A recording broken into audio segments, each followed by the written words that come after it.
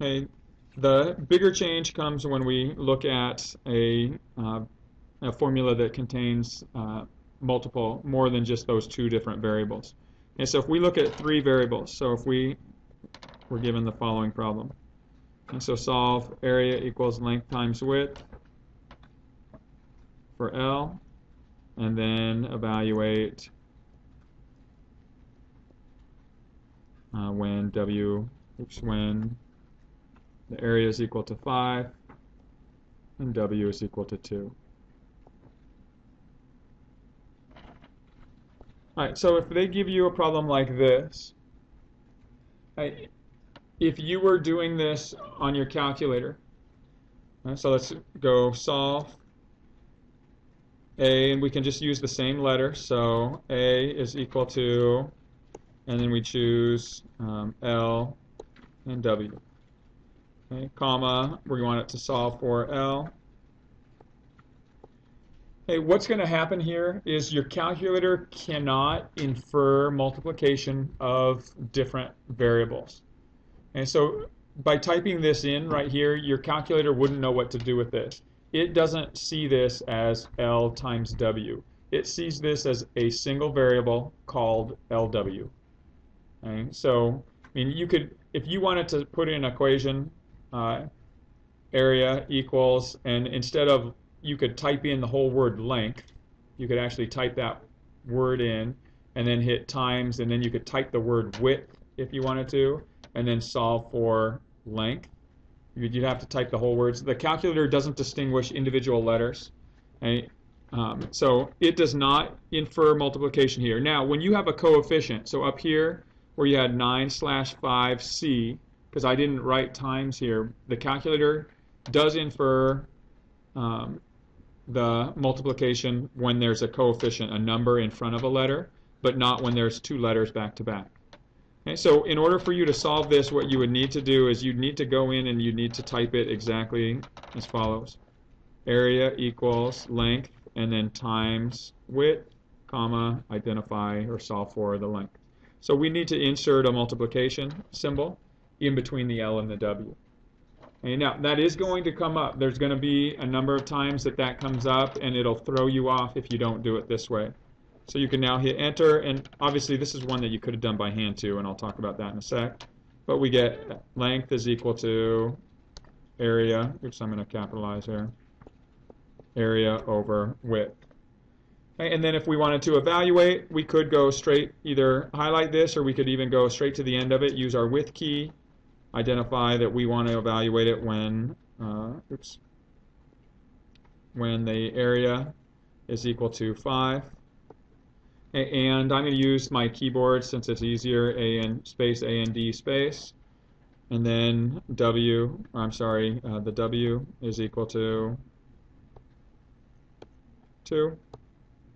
And then get our answer, and we get 5/2, right?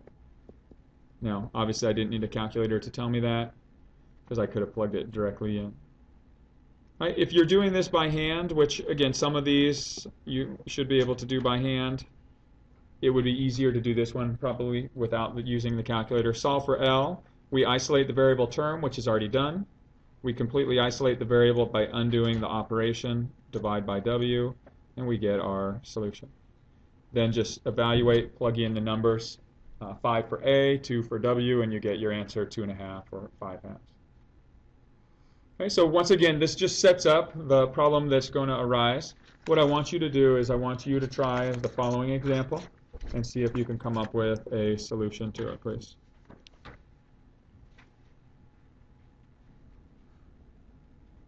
Okay, so two parts.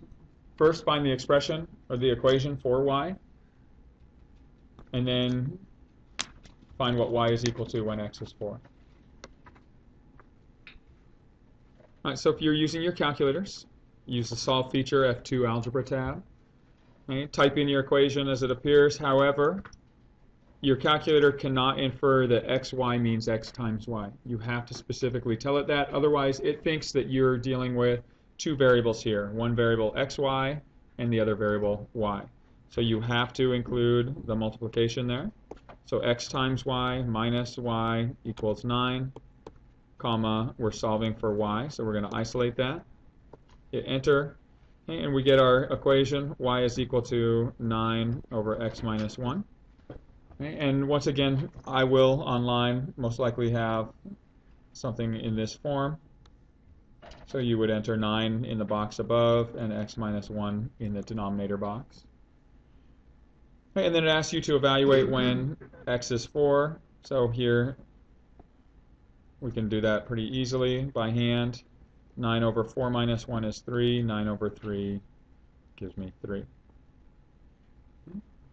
Now, if you are somebody who tries to do all of the work by hand, which is fine and you're welcome to do that, I encourage you to use the calculator since I make it available to you. And I also give you lots of problems based on the fact that I think you'll be able to answer them quickly with a calculator. But if you were trying to do this by hand, xy minus y equals 9, and you wanted to solve for y, this type of problem causes students a lot of trouble. Because you have two different terms with y's in it. If you were to solve for x, this would be easy. You'd add y and then divide by y, but that's not the case. How can you get y out of being in two different terms and into just a single unit by itself? Does anybody remember what you would do by hand? What? What was the question? So how can you get y out of these two terms and into a single unit that can be isolated by itself?